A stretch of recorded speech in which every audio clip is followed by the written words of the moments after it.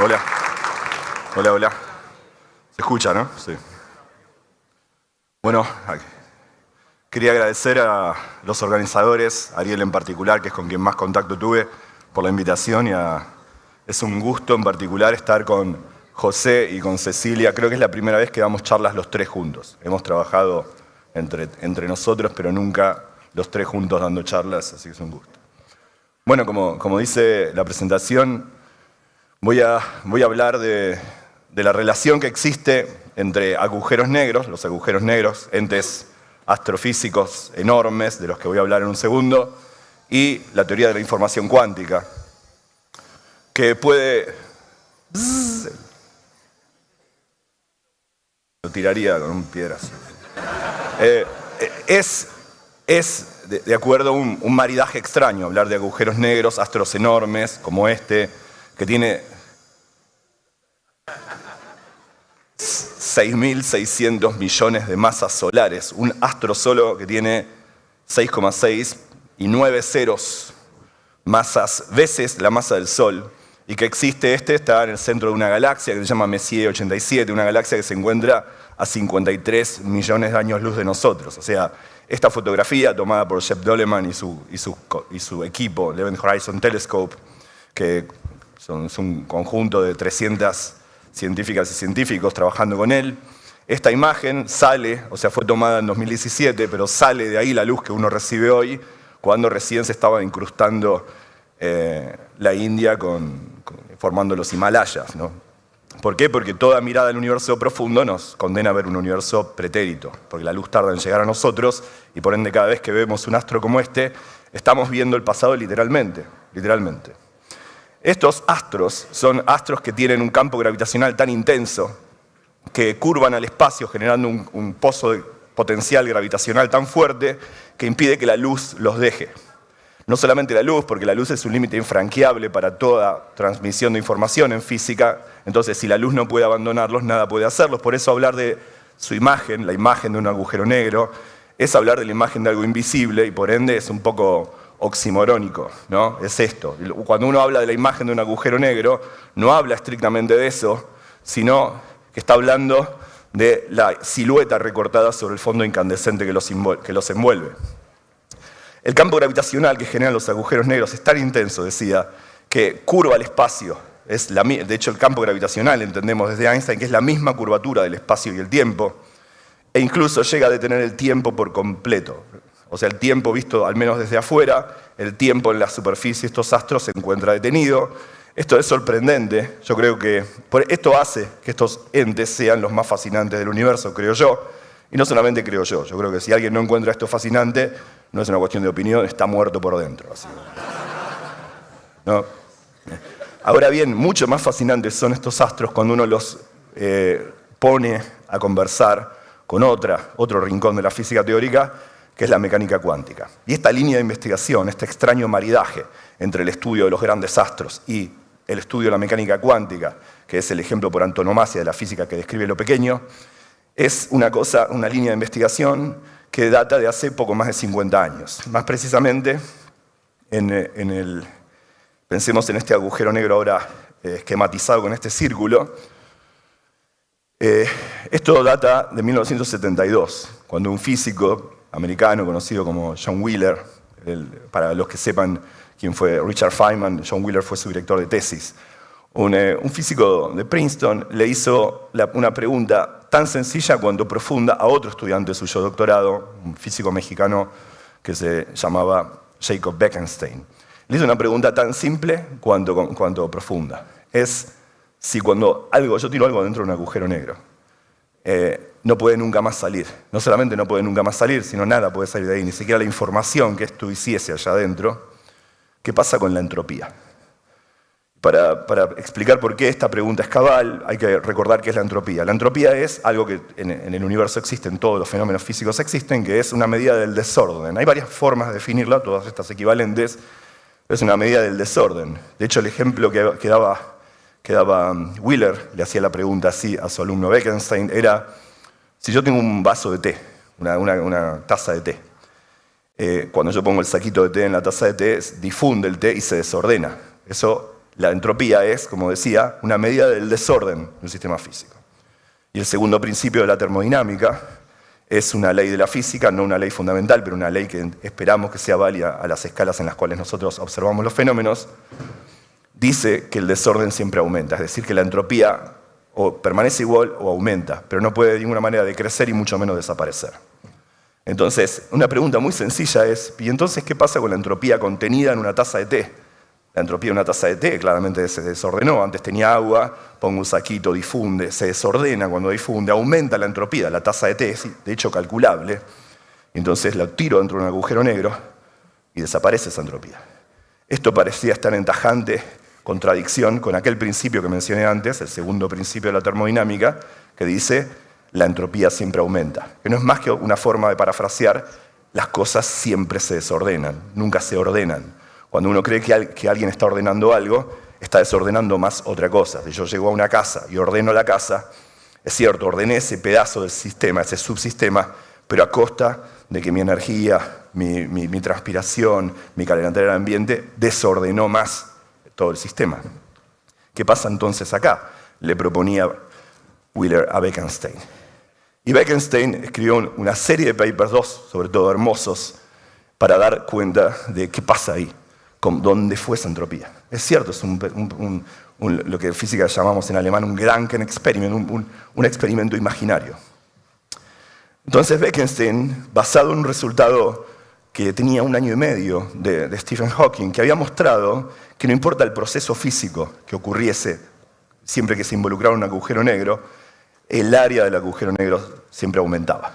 Si yo tiro algo ahí, aumenta. Si tengo 2 agujeros negros que colisionan, el área del agujero negro resultante es mayor que la suma de las áreas de los 2 agujeros negros anteriores. El área siempre aumentaba. Ese era un teorema demostrado por Hawking 1 año y medio antes. Entonces era natural, propuso Bekenstein, asociar la entropía del agujero negro al área. Es decir, Bekenstein estaba proponiendo por primera vez que los agujeros negros también son entes con cierto desorden. Los agujeros negros también tienen inherente asociada una entropía. Y esa entropía es un poco, la podemos entender bastante bien intuitivamente, es proporcional al área. Esta A significa la superficie, 4pi por el radio al cuadrado, superficie del área, del agujero negro. Y tiene que ver con el hecho de que no importa qué tire yo a un agujero negro, los agujeros negros son muy frugales, son muy sencillos. Solamente están caracterizados unívocamente por cuánta masa tienen y cuánto es la velocidad de rotación que tienen. No importa cómo le dio origen, no importa si la estrella que colapsó gravitacionalmente para formarlos tenía metalicidad o tenía baja metalicidad, o si hacía fulguraciones con mayor o menor frecuencia. Lo importante es qué masa tenía y cómo rotaba. Una vez que uno dice 2 variables nada más, los agujeros negros quedan totalmente definidos. Esto es un esquema para decir, no importa cómo lo formé, yo pude haber tirado un hipopótamo, pude haber tirado a José Edelstein, pude haber tirado cualquier cosa dentro del agujero negro, lo importante es que el agujero negro resultante será igual. Entonces, esto daba cuenta de esa suerte de desorden, del ignorar cómo lo formé, ¿no? Fíjense que estoy acá haciendo una relación entre ignorar y desordenar, porque en el fondo están relacionados. La entropía, la medida del desorden, está relacionada con la información. Pensemos en un texto. Cuando un texto es muy ruidoso, parece aleatorio, es muy ruidoso, está muy desordenado y tiene poca información. Hay un correlato intuitivo entre cuando las cosas están ordenadas y las cosas están desordenadas. Si ustedes estuvieran varados en una isla desierta y quieren avisarle a un helicóptero que están ahí, ordenarán ciertas piedras, ¿no? Hay una relación entre el ordenar y la información. Entonces, esta ignorar información acerca de cuál es la genealogía que le da origen a este astro está asociado con el desorden intrínseco que tienen y que Bekenstein estaba con esta fórmula escribiendo por primera vez. Esta fórmula tiene un montón de sutilezas interesantes. El hecho de que aparece esta H con una H tachada es la constante de Planck. La constante de Planck habla de que la mecánica cuántica está vinculada a todo esto. Esta G es la constante de Newton, nos dice que la gravedad está vinculada a todo esto. Y es la primera vez que en la historia que en una fórmula física aparece una variable asociada a la mecánica cuántica y una variable asociada a la teoría de la relatividad. Por eso creemos que entender bien estos astros nos va a dar la clave para entender una teoría que unifique la teoría cuántica con la teoría de la relatividad. Pero para no dispersarnos, vamos a hablar de otro aspecto interesante de esta fórmula, que es el siguiente. Como decíamos recién, esto es proporcional al área, a la superficie de esta bola que llamamos un agujero negro. Y eso es porque esto puede crecer. Y el segundo principio de la termodinámica nos dice que el desorden, la entropía, siempre aumenta, el área siempre aumenta, es bastante entendible. Pero también nos dice una cosa mucho más profunda, que la gente tardó en entender bien hasta la década del 90. Y es que si la entropía, la medida del desorden, la medida de todas las configuraciones que yo desconozco, recordemos que argumentamos que hay una relación entre el desorden y el conocer algo, entre la información que porta. La entropía de estos agujeros negros está contenida en la superficie y no hace uso del volumen, no necesita hacer uso del volumen, es proporcional no al volumen sino a la superficie, como si de alguna manera, esto estaba intuyendo en los físicos ya a mediados de las décadas del 90, nos está diciendo como que de alguna forma me alcanza con caracterizar lo que pasa en la superficie de los agujeros negros para de alguna manera dar cuenta de toda su física, independientemente del volumen. Esto dio lugar a algo que se conoció como el principio holográfico, que tiene su más concreta realización en lo que conocemos como la conjetura de Maldacena. Pero hay otra cosa muy relevante de esto, que es el hecho de que es enorme. Este símbolo significa no mayor que, sino muchísimo mayor que. ¿Qué quiere decir esto? Lo que está diciendo esta desigualdad es que la entropía de un agujero negro, el desorden, la fórmula matemática, entropía, este quilombo de acá, que mide cuán desordenado está un agujero negro, es muchísimo más grande que la entropía de cualquier cosa. Una taza de té o incluso una estrella misma. ¿Está bien? Y esto parece ser anecdótico, pero vamos a ver por qué es muy profundo. Porque lo que hemos aprendido desde en los últimos 50 años es que a pesar de que creemos que hay un agujero negro cada 1000 estrellas, una de ellas es un agujero negro, o cada 10.000 dependiendo, no importa eso, la gran cantidad de entropía en el universo es solamente dada por el agujero negro. Si uno quisiese no contar la entropía concentrada en estrellas, no contar la entropía concentrada en toda la luz que existe en el universo, no solamente generada por todas las estrellas que hubo, sino incluso aquella primordial que nace con el Big Bang mismo. Si quiere contar la entropía generada por todos los neutrinos del universo, si quiere contar toda la entropía generada por la materia oscura, a pesar de que no sabemos bien qué es, empalidece al lado de la entropía generada, almacenada por los agujeros negros. Los agujeros negros no son solamente los astros más grandes, más masivos, más silentes, más rápidos, más invisibles del universo, sino también los más desordenados. Toda la gran entropía del universo está concentrada en ellos. De hecho, uno puede hacer un cálculo sencillo. Si uno piensa, a ver, el Sol parece una cosa bastante desordenada. Uno mira el Sol, es un quilombo, ¿no? Es un coso así, lleno de plasma, que está haciendo fusión nuclear adentro todo el tiempo. Y uno mira el Sol y uno puede calcular la entropía térmica del Sol. La entropía del Sol es muy grande, no es poco. Uno puede calcularla ya 10 a la 35, o sea, un 1 y 35 ceros joules por Kelvin. Si alguien le dice algo, bienvenido sea. Lo importante es que la entropía de una sola estrella, al lado de un agujero negro de la misma masa, hay que multiplicarlo por un trillón en castellano, 10 y todos estos ceros, 18 ceros. ¿Está bien? Así que si la entropía de una estrella es 10 a la 35 joules por Kelvin, la de un agujero negro de la misma masa es 10 a la 53 joules por Kelvin. Y esos son los agujeros negros más pequeños. Los agujeros negros no de la foto.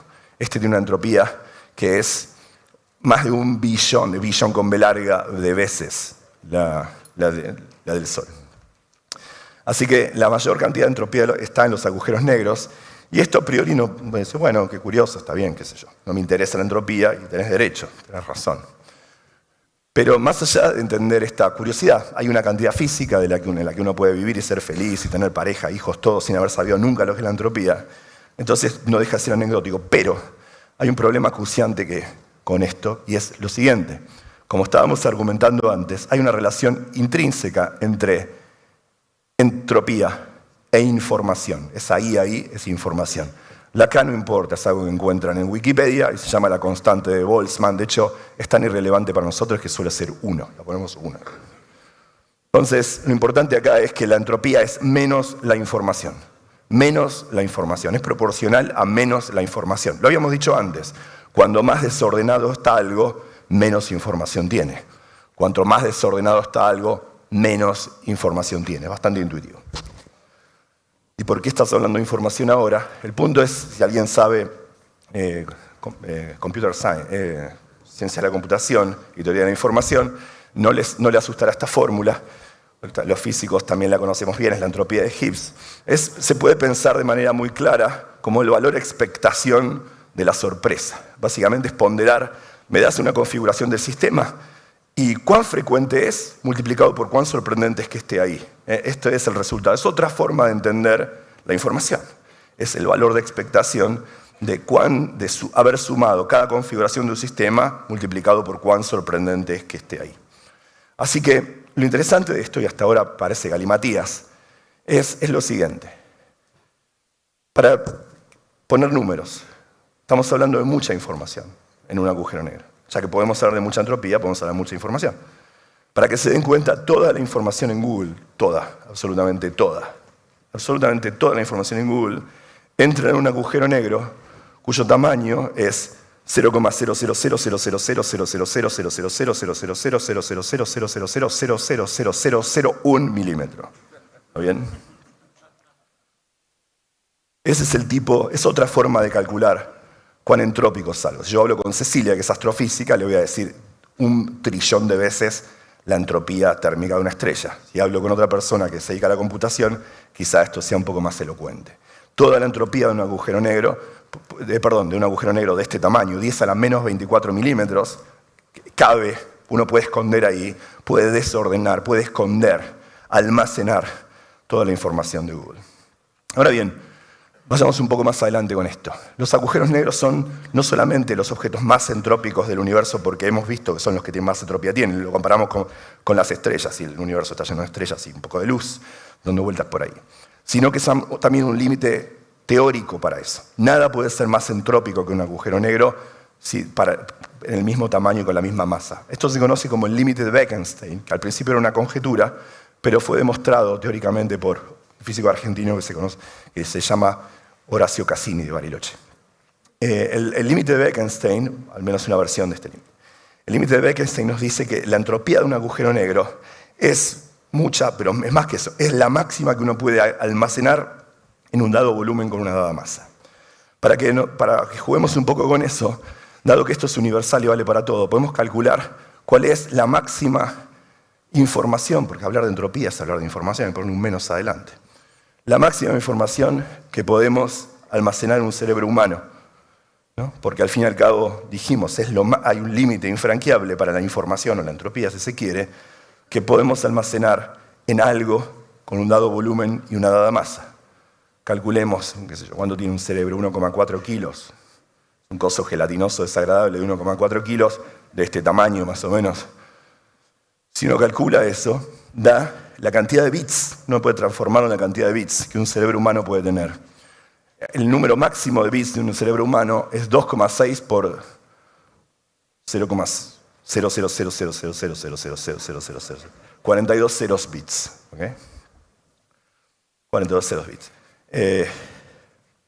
Ese es un límite, el límite máximo que algo del tamaño de nuestro cerebro y su masa podría tener como información.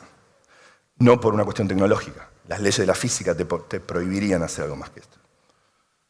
Entonces, hasta acá es solamente jugar con números sorprendentes porque son grandes, qué sé yo. Si te gustan los números, está todo bien.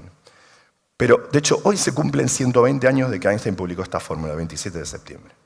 El 27 de septiembre de 1905, Einstein publicó esta fórmula, famosa por todo el mundo la conoce. Si no la conoce, retirarse.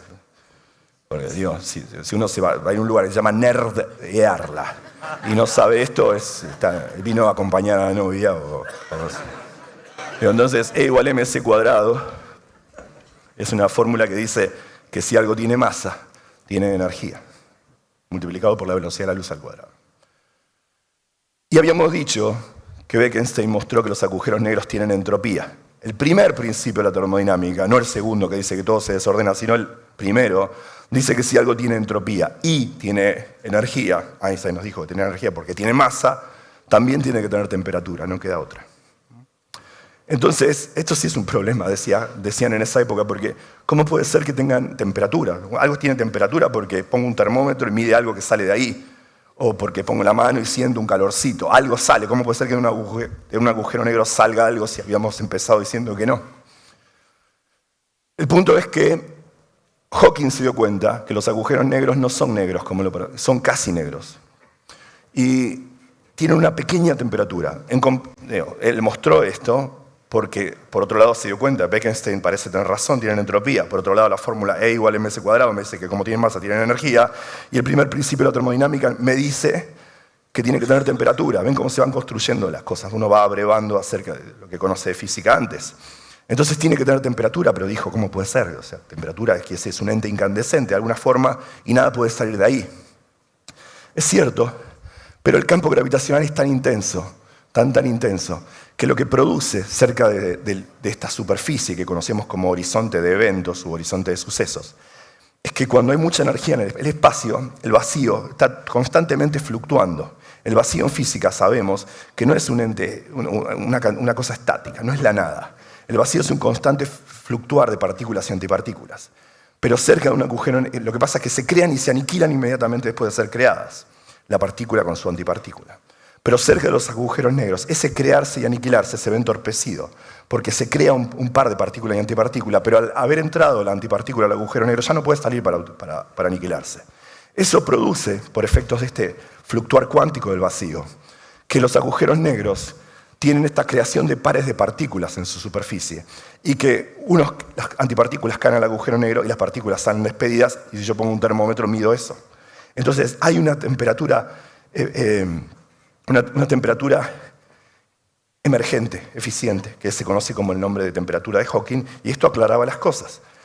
Pero sobreviene otro problema, que es que cuando pasa esto, el agujero negro termina evaporándose por este proceso. No porque algo salga de ellos, sino porque gasta energía y por ende masa al hacer esta peripecia de fluctuar el vacío. Entonces desaparece por completo. Si desaparece por completo ya no tiene superficie, no tiene área. Si no tiene área, entonces no tiene entropía. Y la entropía es cero, la información es cero. ¿Dónde se fue esa información? Entonces, déjenme mostrar este problema, esta aparente paradoja, también planteada por Hawking en 1974-75 circa, que es la siguiente. Empecemos con este croquis. Tengo una estrella. No es roja, la iba a ser roja, pero me dijeron que no hiciese statement políticos. Entonces, me gustaba más roja a mí. Pero bueno. Tengo esta estrella, que es una estrella como, por ejemplo, hay muchas de estas en el universo que supongamos que tiene 10 veces la masa del Sol. Hay muchas estrellas. La mayoría no son así, pero hay muchas. Supongamos que esta estrella colapsa y luego las estrellas mueren al final de su vida. Las que son muy masivas, muy masivas, terminan formando agujeros negros. Cuando la estrella colapsó, formó un agujero negro, la información de la estrella no se perdió, pero quedó encerrada. ¿Qué quiero decir con la formación de la estrella? Las estrellas parecen cosas redondas, pero no son totalmente redondas, tienen ciclos, tienen fulguraciones, tienen diferente metalicidad, pierden momento angular a veces, les pasan muchas cosas, tienen mucha información una estrella. Cuando forman un agujero negro, no es así. El agujero negro es exactamente liso y solo está caracterizado, decía ya, por su masa y su momento angular, nada más. Entonces, de alguna manera, parece haberse perdido la información. No, está encerrada, no está perdida. Ah, tenés razón. Pero empieza a radiar por este fenómeno de Hawking, empieza a crear partículas. La partícula se va y la antipartícula entra. Cuando la antipartícula entra, el agujero negro gastó energía en hacer este proceso. Y si bien nada salió de él, perdió energía porque perdió masa porque perdió energía. Se fue cansando. Entonces, cuando se va cansando, va perdiendo energía. Y la temperatura de Hawking, esto es sorprendente, la temperatura de Hawking es inversamente proporcional a la masa. Cuanto más chico es un agujero negro, más grande es su temperatura. Entonces, cuando se va gastando, se calienta más, y se va gastando más, y calienta más, y así sucesivamente. De hecho, esto es algo imparable, es un proceso persistente, muy lento, muy lento. No hubo tiempo en la historia del universo en que todavía se evaporase ninguno, pero aunque esta aparente paradoja se expresa en el futuro remoto, es acuciante hoy, si lo que pretendemos es tener una teoría completa de la descripción del mundo. Entonces, en algún momento esperamos que los agujeros negros hayan desaparecido y en una suerte de acto de magia cósmica toda la información que estaba contenida de esa estrella ahora ya no está atrapada en ningún lado, ahora sí se fue. Y hay en física un teorema cuyo nombre técnico es el teorema de la evolución unitaria hamiltoniana del tiempo, la mecánica cuántica, que básicamente lo que dice es, la información siempre se preserva. Cuando yo tiro un libro al fuego, se desordena un montón, anda a buscarla, pero está la información, nunca se pierde. En cambio acá parece haberse perdido, porque Hawking mostró que esta temperatura, esta radiación, cuando el agujero negro se fue, solo queda radiación en el universo, esa radiación no lleva ninguna información. O sí, quizás estaba equivocado. ¿Dónde está esa información? Es la pregunta. Esto se conoce como, tuvo varios nombres, se conoció como la paradoja de la pérdida de información en su momento, luego se lo conoció como el puzzle de la pérdida de información, o el problema de la pérdida de información. Creíamos que era así, y para entenderlo esto, para no usar fórmulas, usamos gráficos, que es lo mismo. Tengo acá la entropía del agujero negro, o más precisamente, la entropía de la radiación que sale del agujero negro, cuán desordenado está.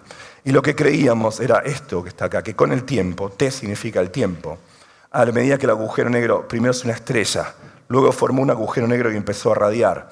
Más tarde el agujero negro ya empezó a cansar su energía por crear partículas, entonces a disminuir su masa y a radiar más, y en un momento se estabiliza el sistema y solo radiación en el universo. Ahora, esto trae un problema porque decíamos que entropía está relacionado con la información. Y no puede ser, la información se preserva. ¿Cómo puede ser que la radiación saliente del agujero negro vaya perdiendo información y perdiendo información hasta que se perdió? Sabíamos, intuíamos, con más ahínco desde la década del 90, que este picture de Hawking no podía estar bien. Que en algún momento en algo fallaba, pero no entendíamos por qué. Un exalumno de él, conocido, se llama Don Page, había dado argumentos para mostrar que este tipo de curva en realidad no es la que deberíamos tener. Deberíamos tener algo así. Que en un agujero negro con el tiempo va perdiendo radiación y parece como perder la información, pero en un momento, cuando es lo suficientemente viejo, en algún momento que llamamos acá el tiempo de Page, el nombre del físico este, cuando el agujero negro es lo suficientemente viejo, significa cuando ya perdió la mitad de su entropía original y la transformó, no es que la entropía disminuyó, sino que se la transfirió a la radiación saliente. La radiación va a empezar a diferir de la que Hawking predecía. La temperatura es esa, pero va a dejar de no llevar información y de alguna forma se creía que el agujero negro iba a empezar, cuando era lo suficientemente viejo, a restituir al entorno intergaláctico la entropía, la información encerrada ahí adentro. Esto fue en los 90 y Page dio argumentos de por qué esperar esto, pero nunca explicó cómo mostrar que es así. Y esto es entender que esta es en efecto lo que pasa. Requirió el esfuerzo de muchos físicos. Los más notables son Maldacena, Pennington, Marolf, muchos otros, Almederi y muchos otros, los últimos 6 años, podemos decir. En los últimos 6 años entendimos por qué, en efecto, cuando un agujero negro es lo suficientemente viejo, hay una reversión de esta pérdida de información y al principio radia de manera térmica sin portar información, pero cuando ya es viejo empieza a hacer y de alguna forma empieza a restituir la información al medio intergaláctico. Esto significan estas I que puse ahí, como que empieza a devolver información al medio. Ahora, para entender por qué es así, como digo, requirió el esfuerzo de muchas personas y un montón de resultados preliminares que de manera notable desde 2012 en adelante, pero con más importancia en los últimos 6 años, fueron acumulándose en la comunidad científica para entender esto. Y para entender esto había que entender muy bien la naturaleza de este par de partículas antipartículas que se crean en las inmediaciones de los agujeros negros y cómo la partícula y la antipartícula, están entrelazadas, hay un entrelazamiento cuántico entre ellas. Esto llevó a muchos resultados, el más notable a la relación entre el estudio de este par de partículas, que se puede pensar como son 2 partículas, como un qubit entrelazado, y cómo esto iba a afectar a la misma geometría del espacio y del tiempo. El ejemplo más notable de todo esto se conoce como la conjetura ER igual EPR, que no viene al caso, pues es un aspecto muy técnico, pero que vincula cosas tales como agujeros de gusano y contorsiones espaciotemporales con información cuántica. Un resultado muy lindo es, ya que existe una relación entre agujeros negros e información cuántica, cabe la pregunta, ¿podemos revertirla? ¿Podemos con una computadora cuántica emular un agujero negro? La respuesta es que sí, pero para eso necesitamos más o menos el mismo número de qubits que necesitaríamos para violar códigos y factorizar primos. Gracias.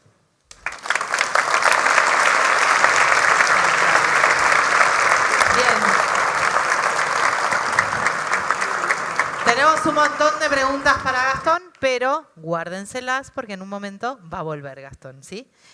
Bueno, yo ahora los voy a dejar con otra gente. Yo voy a descansar. Básicamente los voy a dejar con quienes armaron todo esto para que charlen un poco con ustedes. Así que reciban con un fuerte aplauso a dos que ya capaz un poco conocen, que son Jolo y Edu.